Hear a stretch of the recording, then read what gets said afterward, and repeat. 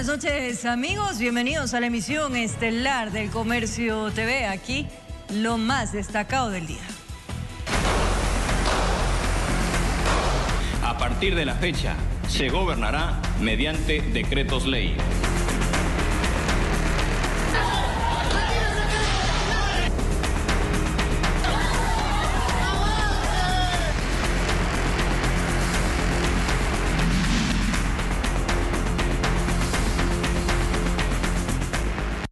Perú vive una de sus peores crisis políticas, y es que el presidente Pedro Castillo fue destituido tras disolver el Congreso y decretar un gobierno de excepción.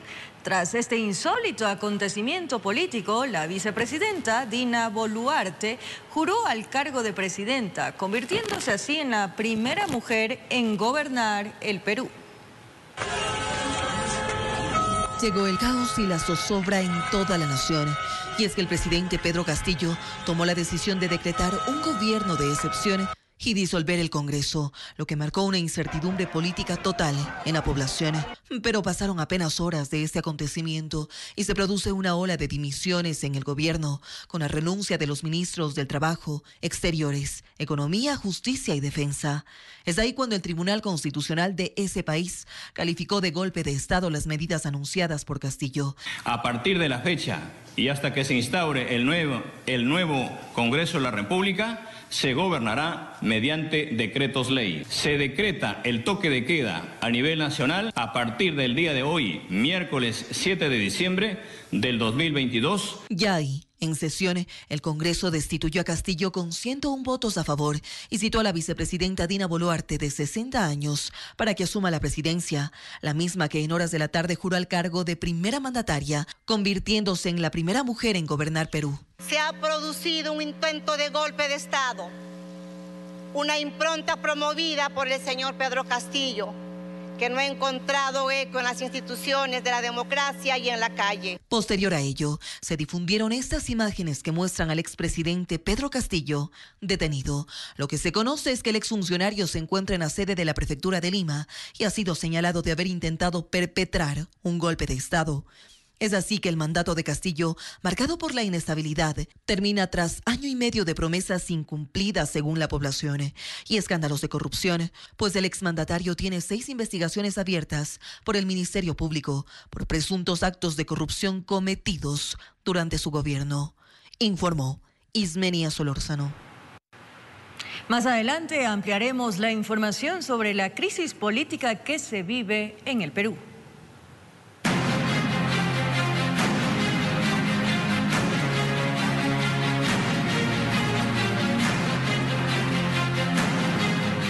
Ahora les contamos, una peluquería ubicada en el sur de Quito fue visitada por 3 delincuentes que ingresaron armados. El robo sobrepasaría los $3.000.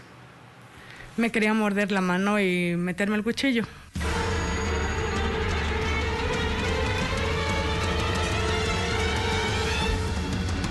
No fue uno, ni fueron dos, fueron 3 los delincuentes que ingresaron a esta peluquería ubicada en el sector del Recreo, al sur de Quito. 2 estaban armados, el uno con cuchillo y el otro con revólver. La carnada que utilizaron, querían un corte, como el cliente manda. Bienvenido, siga, tome asiento. Y la respuesta: quieto, este es un asalto, no te muevas o te mato. Entra otro atrás con una pistola y me amedranta hacia la derecha y ahí me trajo hasta el fondo y ahí nos amenazó. Fueron 2 minutos de terror que vivieron los trabajadores y la dueña del local. A una de las mujeres el delincuente intentó agredirle con un cuchillo. Cuando no le obedeció, pedía que le entregue el anillo que llevaba en uno de sus dedos. En mi caso, como no quería entregar el aro de grado, me quería morder la mano y meterme el cuchillo. La pesadilla sucedió la tarde del pasado lunes, cuando el local estaba por cerrar. Los delincuentes no se fueron de feriado. Al parecer decidieron hacer horas extras y no les fue mal. En par de minutos se apoderaron de una laptop, 7 celulares, cadenas, anillos, pulseras y todo objeto de valor que encontraron en el local. Teniendo toda la seguridad en el local, Nos cogieron en un momento de descuido porque nadie estuvo preparado con los botones de pánico, ni el gas, ni la alarma. El robo sumado entre todo lo que se llevaron llegaría a más de $3,000. Cejeábamos, el uno con pistola, el otro con cuchillo, queriendo lastimarnos. Acá la gente estaba en shock, no podía reaccionar. A los delincuentes no les importó en lo mínimo que eran grabados por las cámaras. Se movieron como Pedro en su casa, amenazando y gritando a todos. Es un insumo para nuestras investigaciones, ya que eso nos ayuda a poder direccionar nuestras investigaciones y poder determinar quiénes son los causantes de estos delitos. Solo queda la esperanza que algún rato sean alcanzados por el extenso brazo de la ley para que respondan por sus fechorías. En Quito informó Iván Casamen. Los vecinos del sector de Cotocollao viven con zozobra ante los robos y actos delictivos que a diario se cometen. Aseguran que sujetos en motocicletas se hacen pasar por repartidores de comida para hacer de las suyas. Uno de los hechos quedó registrado en una cámara de seguridad.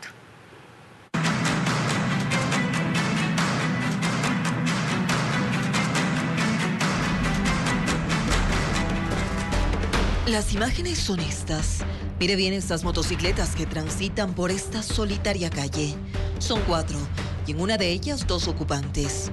De esa se baja este sujeto y no con las mejores intenciones, pues mire cómo de forma violenta irrumpe en esta casa para robar a los vecinos que acaban de llegar. Regresemos al video y ponga atención a las víctimas. Capaz de sus trabajos, están llegando a su domicilio y es ahí cuando solo ruegan que las llaves abran esa puerta, pero es imposible. Los pillos hacen de las suyas en cuestión de segundos. ¿Qué dónde ocurrió? En el sector de Cotocollao, al norte de Quito. Sorprende que al llegar acá en plena tarde, las calles están prácticamente vacías. Y es que los vecinos tienen más de una razón para no salir de sus hogares. Que los motociclistas vienen con el cuento de las comidas y las personas que suben ahí les atrapan, se esconden ahí atrás de este tacho de basura y es la guarida para poder asaltarles. Los vecinos afirman que la hora no importa, pues los robos se cometen a cualquier hora del día. El compañero anterior guarda que estuvo me comentó que llegando aquí al trabajo a hacer su turno, en estos basureros le agarran, le cruzan la moto y le roban el teléfono. No hay mucho, esta avenida no es tan transitada, sí, entonces eso también estos delincuentes aprovechan. ¿Y la policía? A ellos pocos se los ve en este sector, afirman. En este sector la policía casi no viene y cuando ha sucedido un robo se les llama y nunca vienen, nunca asoman. Como quien dice, esto es un lugar botado. Solicitamos a las autoridades que pues se revea esto o se trate de hacer algo. Llamado que hacen a las autoridades para que los vecinos de este sector puedan caminar con tranquilidad por sus calles. Informó Ismenia Solórzano. En el operativo Impacto 216, agentes de la policía desarticularon una presunta organización dedicada a la fabricación de billetes falsos. Las ciudades de incidencia son Quito, Guayaquil y Riobamba. En esta última encontraron un local clandestino donde elaboraban los dólares. Unos estaban en Quito, otros en Guayaquil y el supuesto líder de la estructura delictiva en Riobamba. Las unidades tácticas de la policía ingresaron a 8 inmuebles de forma simultánea. 4 meses de investigaciones permitieron seguir los movimientos de quienes serían colaboradores de la presunta organización delictiva dedicada a la falsificación de billetes. También se dedicaba al robo de personas en la modalidad de sacapintas. Los seguimientos permitieron identificar en la ciudad de Riobamba un inmueble que era utilizado como centro clandestino para la fabricación de los billetes verdes. Los 7 integrantes cumplían roles y funciones. Unos eran los encargados de la elaboración, otros del traslado y los últimos de la distribución, es decir, de la circulación en el mercado formal. Esta materia prima los integrantes de esta estructura lo traían desde Colombia y también lo traían desde el Perú. Entre las evidencias del delito investigado, 6 impresoras de alta gama, 3 laptops, 11 celulares, un vehículo y la prueba del delito, $14,000 falsos que estaban salidos del horno para ser regados en centros comerciales, mercados y unidades económicas. Poner en alerta a las entidades financieras de cuáles son las denominaciones de estos billetes que han sido fabricados aquí a nivel nacional. Agentes de la Brigada Anticriminales cayeron en el momento preciso.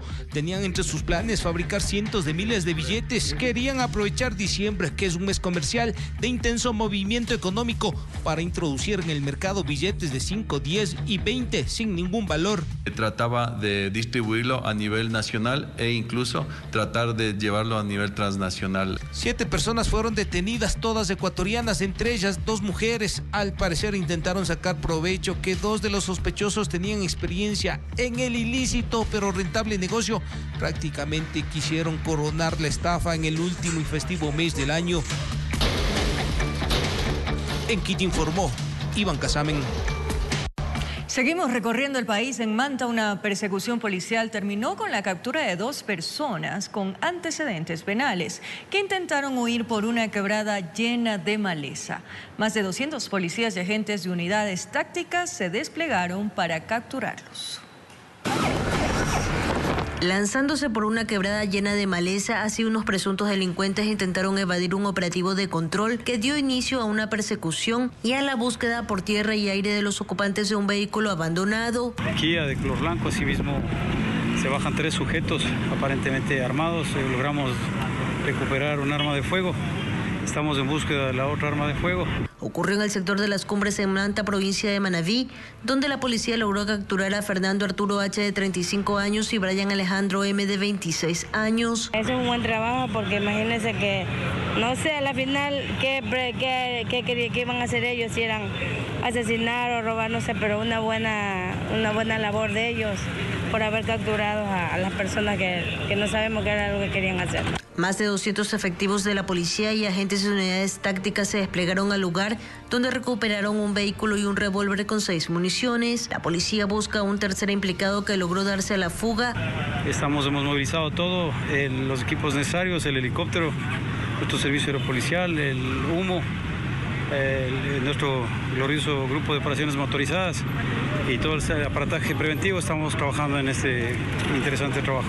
Con cámaras de Eduardo García desde la provincia de Manabí, informó Wendy Delgado. El COE Nacional dispuso el uso obligatorio de mascarilla debido al alto índice de contagios por enfermedades respiratorias. Conozca en qué espacios deberá aplicarse la medida más adelante.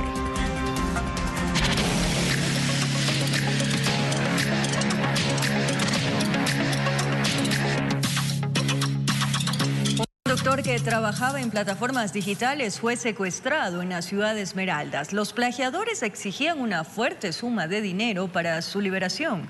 Los agentes de la UNACE lograron rescatarlo con vida y no hubo pago alguno. El taxista informal pasó en manos de sus plagiadores por cerca de 8 horas. De la novedad abocaron conocimiento a agentes de la UNACE, quienes en un trabajo ininterrumpido llegaron hasta el sector de la Huacharaca. En una zona de difícil acceso le tenían escondido al hombre de más o menos 25 años de edad.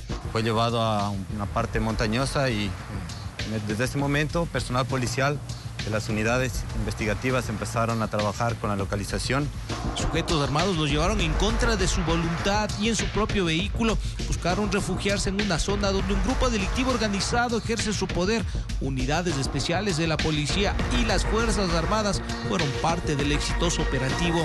Fue encontrado el ciudadano con golpes, con hematomas en su cabeza, en su cara. El hombre fue rescatado sin pagar un centavo del monto que exigían por su liberación. En la zona realizaron 3 allanamientos que dejó 2 detenidos, uno de ellos con amplio historial delictivo y la mujer menor de edad. Entre los indicios del plagio, un vehículo recuperado, una motocicleta, decenas de sobres de cocaína y $2.000 en efectivo. Que estaban pidiendo una cierta cantidad de dinero, estaba siendo negociada con familiares por la liberación, pero inmediatamente, como les decía, personal policial actuó y procedió a la liberación. En otro operativo ejecutado por unidades élites de la policía, realizaron varios allanamientos en el sector de Codesa que permitieron la captura de 2 sospechosos de estar implicados en hechos delictivos, el decomiso de 3 armas de fuego, 8 celulares y la recuperación de 3 motos con reporte de robo, además de droga y dinero. Tenemos indicios de que estas motocicletas, al igual que las armas de fuego, eran utilizadas para cometer diferentes actos ilícitos, los mismos que atentan contra la vida. Operativos canalizados en el marco del estado de excepción. informó Iván Casamen. Un adulto mayor, quien se dedicaba a la producción bananera, fue asesinado por sicarios. El crimen se registró en una hacienda ubicada en el cantón Pasaje, en la provincia del Oro. Al ingreso de esta hacienda bananera ha fallado el cuerpo sin vida de Hipólito Navarrete Lima, empresario bananero de 65 años, quien presentaba varios impactos de bala. Por versiones, el familiar indicaba que el señor laboraba en este sitio, tenía una bananera en la cual él se encontraba trabajando.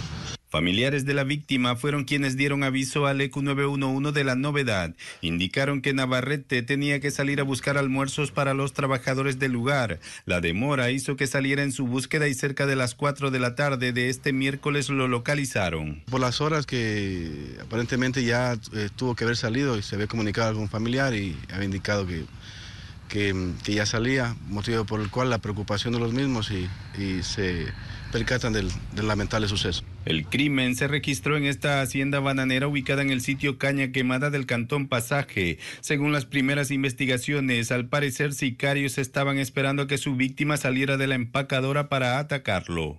Abrir la puerta, algo así dice, y él lo creo que va a cerrar, ahí lo coge porque creo que el tiro está en la cabeza.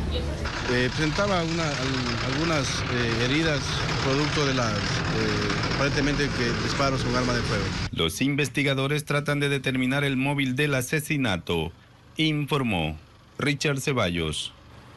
Bandas delictivas intentan provocar pánico en centros de diversión nocturna en el sector del Puente Lucía en Guayaquil, donde lanzaron un explosivo que provocó cuantiosos daños materiales en el lugar.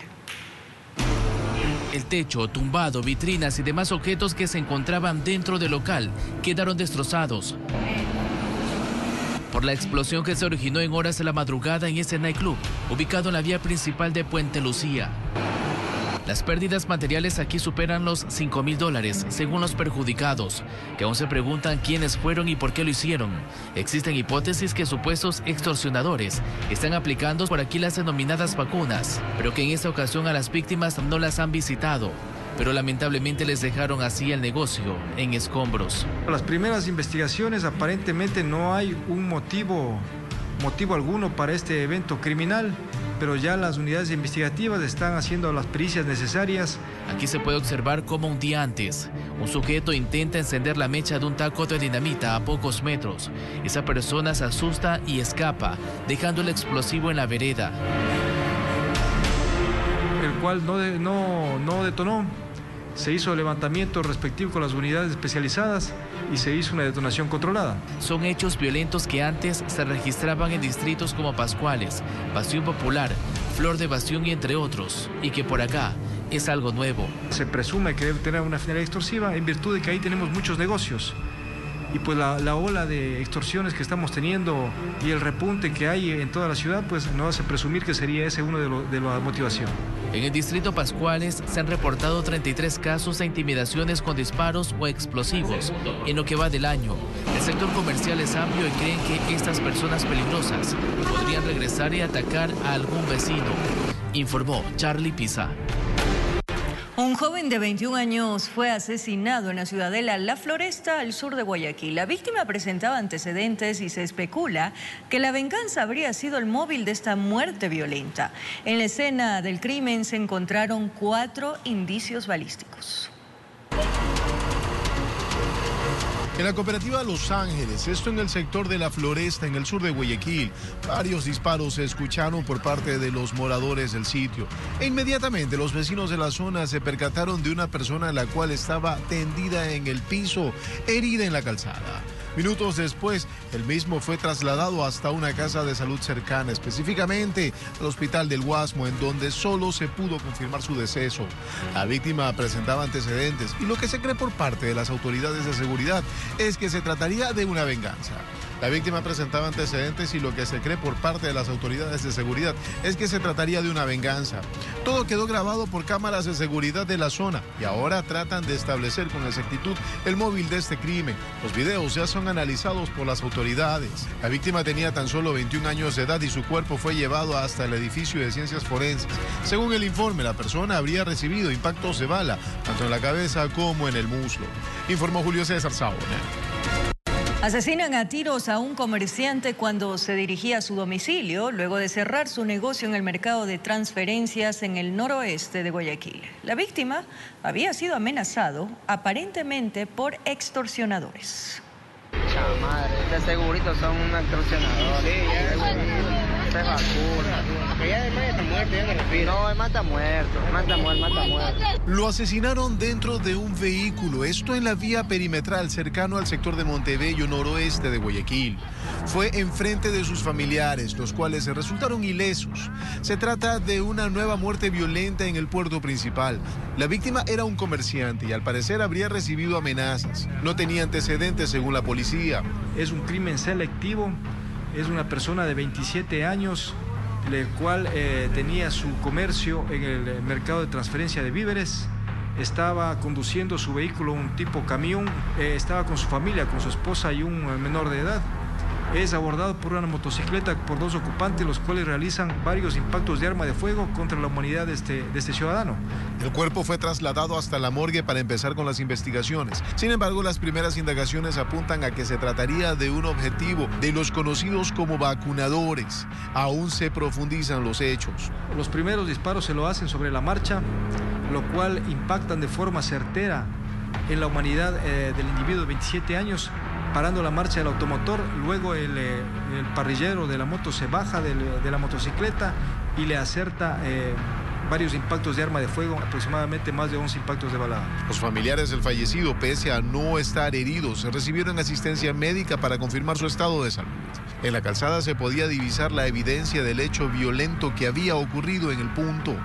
Salía de Montebello, de donde tiene su actividad comercial, hacia su residencia. Informó Julio César Saona. Hallan un pie en el sector de Monte Sinaí, en el noroeste de Guayaquil. La policía investiga este curioso caso. De pronto, varios elementos policiales y de las Fuerzas Armadas se encontraban en el sector de Monte Sinaí, específicamente en el denominado Canal de la Muerte. Aquí una extremidad inferior se encontraba prácticamente atrapada en una sección del canal. Esto hizo que los moradores del lugar, preocupados, hicieran el llamado correspondiente a las autoridades de seguridad. Medicina Legal llegó al sitio para empezar con el procedimiento correspondiente del levantamiento del hallazgo. Fuera de cámaras, la policía contaba que posiblemente este pie encontrado tendría relación con un hecho violento que sucedió en el sector de sociovivienda durante el fin de semana. Ahora que la policía intensifica las investigaciones para poder dar con el paradero de quienes ejecutaron este acto de violencia. Aparte de todo, también existe una búsqueda, pues se presume que esta no sería la única parte humana que se encuentra en el canal y por ello esperan tener más datos, detalles de a quién pertenecería esta extremidad. Informó Julio César Saona.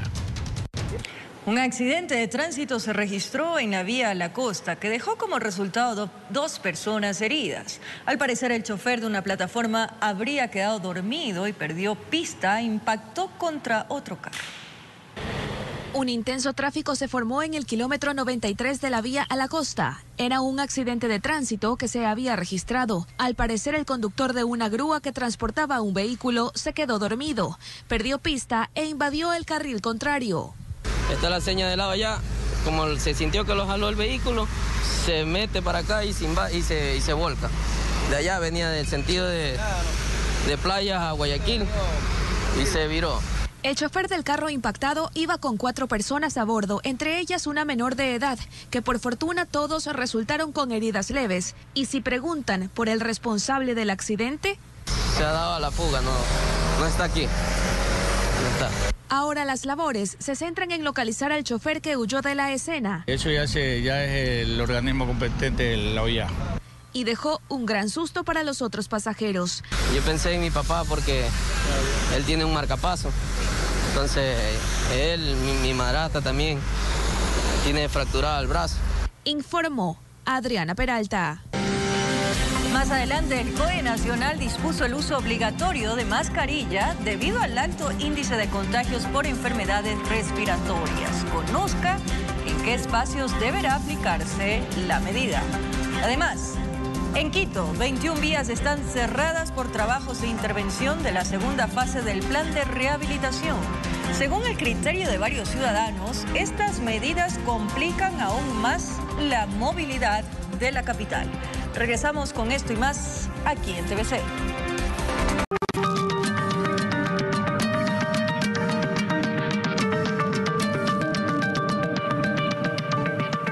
Atención, en espacios cerrados y en eventos de gran aglomeración de personas se retomará el uso de mascarilla. La medida fue tomada debido al alto índice de contagiados por las enfermedades respiratorias. En las últimas semanas, los contagios por influenza o patologías relacionadas con dificultades respiratorias han aumentado en las casas de salud.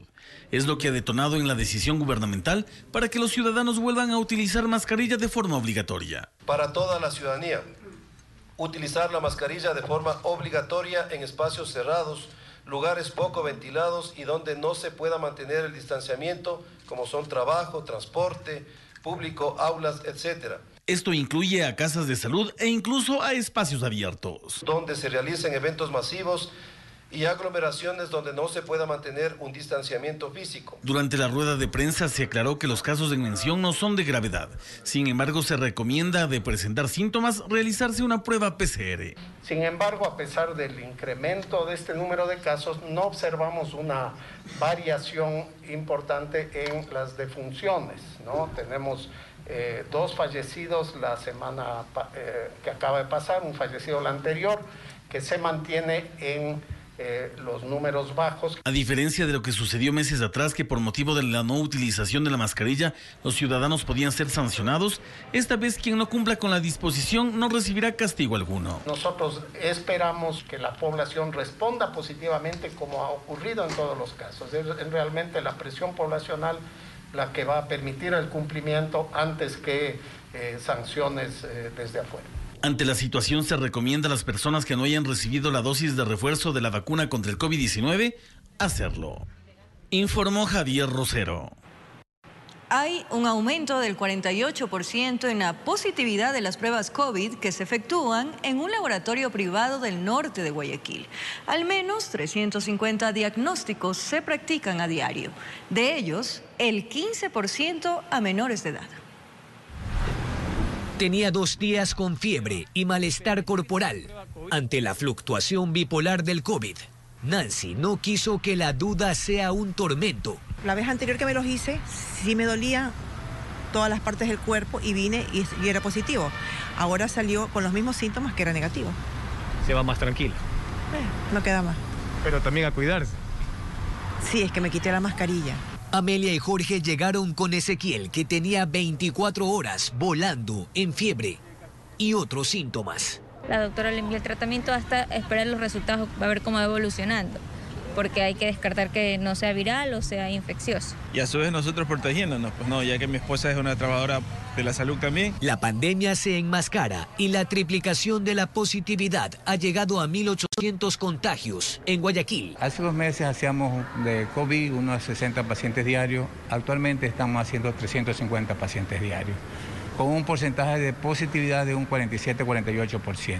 Aclaran, sin embargo, que muchos llegan con sus diagnósticos de pruebas PCL adquiridas en farmacias para confirmar o descartar con PCR.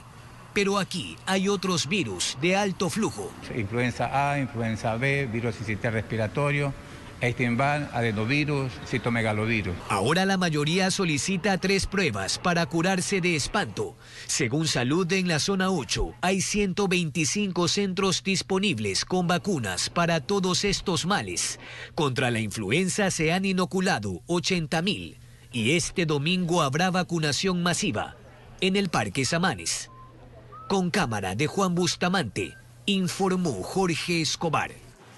Cambiamos de tema y como lo anunciamos, en Quito, 21 vías están cerradas por trabajos de intervención de la segunda fase del plan de rehabilitación que lleva a cabo la empresa metropolitana de movilidad y obras públicas. Los frentes de obras en ciertos sectores complican aún más la movilidad, según el criterio de varios ciudadanos. Veamos. La congestión vehicular que enfrenta Quito es uno de los mayores dilemas, y con el cierre de vías por trabajos de la segunda fase de rehabilitación que está a cargo de la empresa metropolitana de obras públicas, la situación empeora y genera demoras en los traslados, según varios conductores. Está perjudicando sobre todo esta calle, la Eloy Alfaro, es algo esencial. Yo ahora tengo que darme la vuelta hasta por allá para poder llegar a la cita médica que tengo con mi tía. Creo que deberían hacer por tramos, ¿no? Porque cierran muchas vías y eso nos congestiona mucho el tráfico. Solo basta con recorrer la ciudad, sobre todo en horas pico, donde los trancones en ciertas avenidas pueden causar un retraso de hasta 20 minutos. Al momento, 21 vías están cerradas por trabajos de intervención. Las molestias que le estamos generando en este momento va a ser un beneficio fundamental a poco tiempo. Los frentes de obra se dividen por zonas de Quito. En el norte, sector Parque de la Carolina es donde se centran los cierres viales temporales. Por ejemplo, la avenida Eloy Alfaro, la calle Iñaquito, Juan José de Villalengua, entre otras. Intervenciones con recursos de lo recaudado en el peaje de Guayasamín. Es lo que establece la ordenanza, los recursos que genera el peaje de Guayasamín para hacer la rehabilitación vial de todas estas vías que estaban completamente deterioradas. En esta segunda fase está previsto que sean reasfaltadas o pavimentadas 67 vías. Es decir, que de manera paulatina los cierres viales van a seguir hasta finales de 2022. Los ciudadanos tienen diversos criterios. Yo creo que está mal planificado eso. Sí, deberían trabajar las 24 horas como en otros países, ¿no? Están cerradas las calles, no hay como ni cruzar ni para abajo, pero por el mejor de la ciudad. LEMOP tiene listo nuevos procesos de adjudicación que permitirían rehabilitar más vías. Como es la avenida Colón, la avenida Napo y la avenida Morán Valverde. En esta fase, 34 ejes viales de 67 están listos, con una inversión de alrededor de 15 millones de dólares. Informó Priscila Cadena. Varios concejales aspiran que el anuncio del presidente Lasso de contribuir con 150 millones al pago del costo del metro de Quito pueda lograr que la ciudad tenga mayor posibilidad de solicitar créditos y así solucionar otros problemas de movilidad. Este gobierno asumirá los 150 millones de dólares de esa deuda del municipio de Quito, cumpliendo así con nuestro compromiso.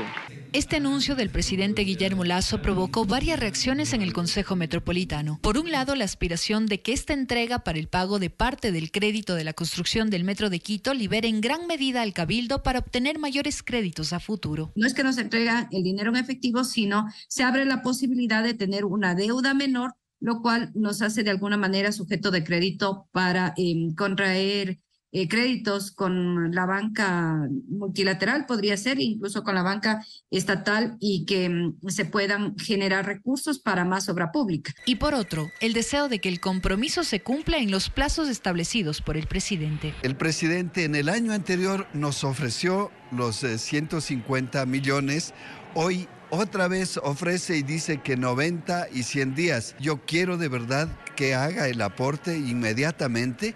El Quito necesita poner en operación el metro. Tomando en cuenta la necesidad de que el gobierno central contribuya con el pago del costo del metro. Caso contrario, esa cancelación se haría con fondos municipales. No hay que olvidarse que el pasaje no es el valor que cubre o con lo que se recupere del pasaje, no es que cubre la deuda. La deuda se paga con las asignaciones que nos vienen desde el Estado central y con los impuestos que pagan las quiteñas y quiteños. Además de reducir el costo del crédito con aportes del gobierno, los futuros créditos que haga el municipio servirían para solucionar los inconvenientes que existen en el transporte público municipal. La empresa de pasajeros está obsoleta, su parque automotor serviría para el equipamiento del parque automotor.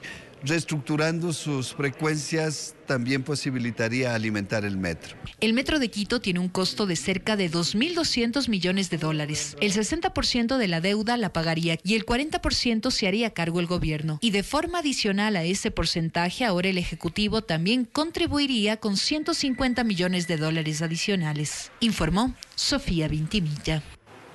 Junto a cientos de simpatizantes y ministros de Estado, el presidente de la República entregó a la Asamblea una propuesta para que las Fuerzas Armadas ayuden a la policía a luchar contra la inseguridad interna del país.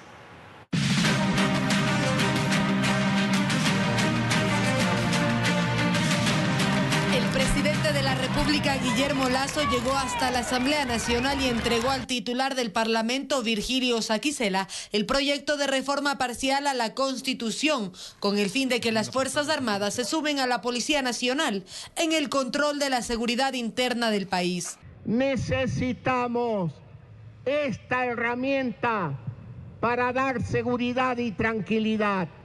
El apoyo de las Fuerzas Armadas es vital. Guillermo Lasso pidió al presidente del Legislativo celeridad en este trámite. Es momento de que esta Asamblea Nacional se defina.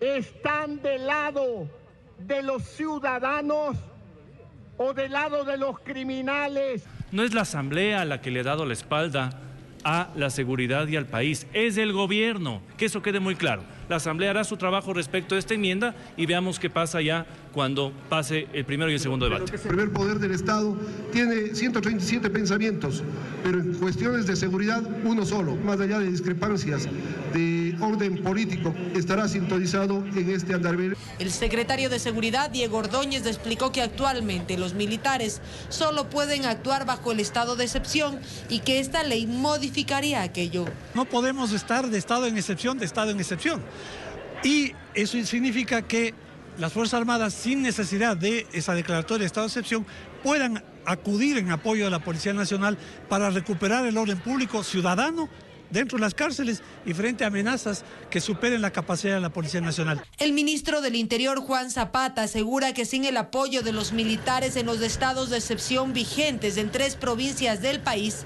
se hubiesen tenido 120 muertes más. ¿Creen que el gobierno garantizará presupuesto para que no les ocurra lo mismo que ocurre con la policía, que no tienen ni balas? No, yo quiero aclararle todo aquello. Dentro del plan de los 1.200 viene justamente para todo el eje de seguridad. Este trámite durará no menos de 100 días. De existir las voluntades, pasará a un referéndum, informó Valeria Navarro. Un juez de La Concordia declaró nulo el juicio político en contra de los 4 consejeros de Participación Ciudadana que fueron destituidos por la Asamblea Nacional.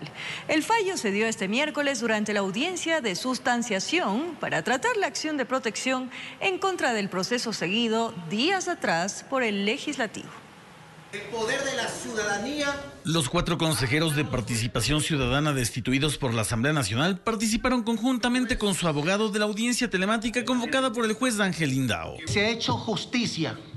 El juez ha entrado en la convicción de que ha existido una vulneración de derechos en contra de los consejeros y consejeras que hemos sido objeto de un procedimiento político violándose el debido proceso. El fallo del magistrado luego de la sustanciación respectiva fue aceptar la acción de protección presentada por el ciudadano Manuel Párraga en contra del juicio político de los consejeros Hernán Ulloa, Ivede Estupiñán, María Fernanda Rivadeneira y Francisco Bravo. Todo el mundo ha establecido una defensa, entonces compareció a la misma asamblea y ejerció su derecho a apelación. Pero mientras tanto, tiene que acatar lo que dijo un juez. Juez que ya le apelaron la decisión. Tiene que dejar sin efecto una posesión de consejeros suplentes y puede seguir acatando conforme a derecho, conforme a la ley, lo que dice este Consejo de Participación, que hasta el momento está en funciones hasta que no se resuelva la apelación. Los 4 consejeros seguían en funciones a pesar de la destitución propiciada en el Legislativo.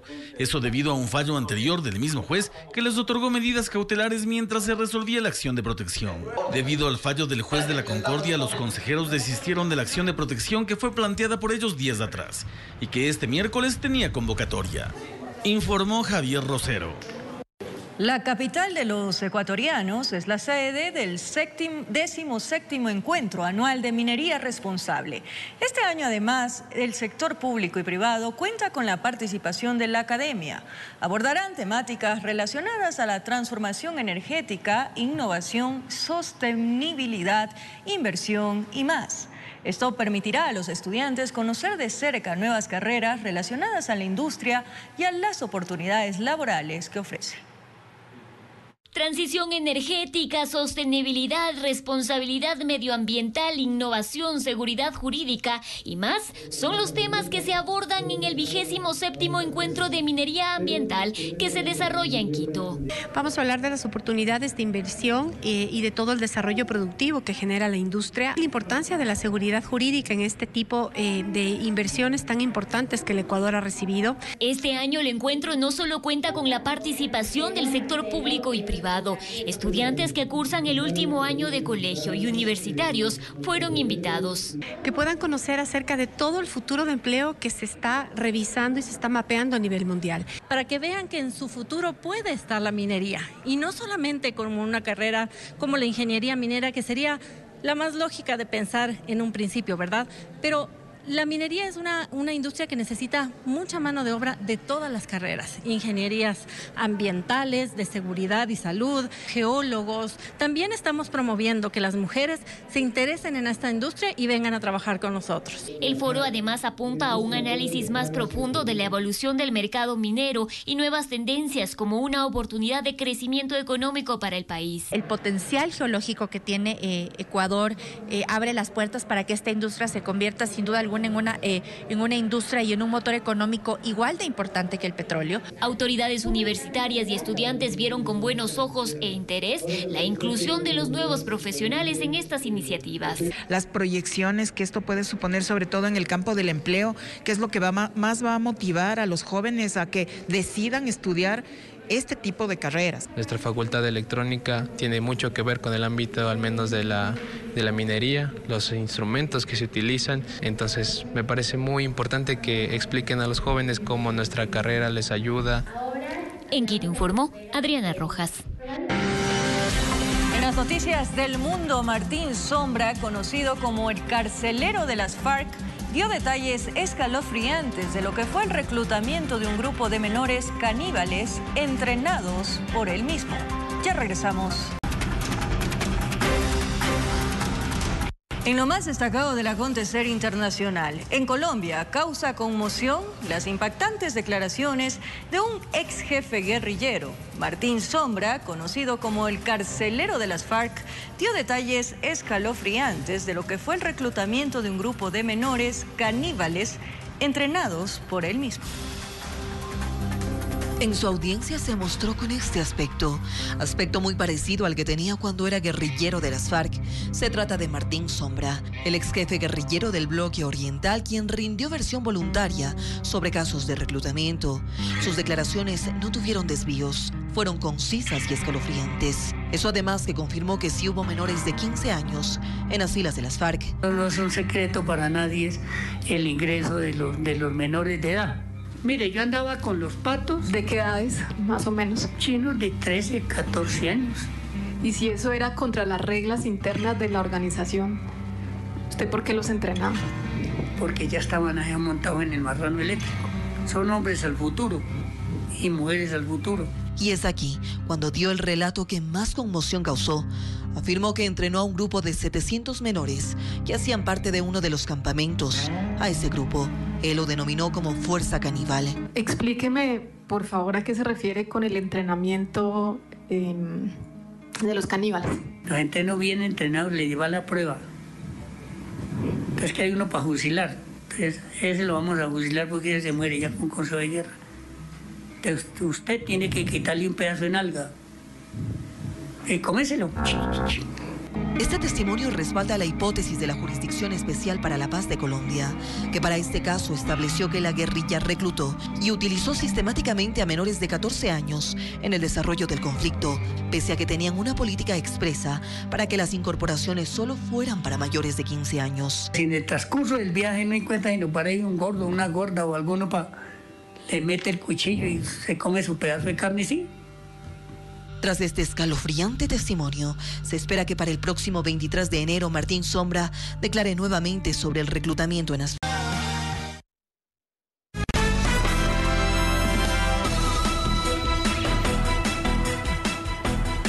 Y con ese espíritu ya navideño, amigos, nos despedimos. Gracias por su compañía, cariño, pero sobre todo esa fiel sintonía. Que descansen. Un abrazo grande.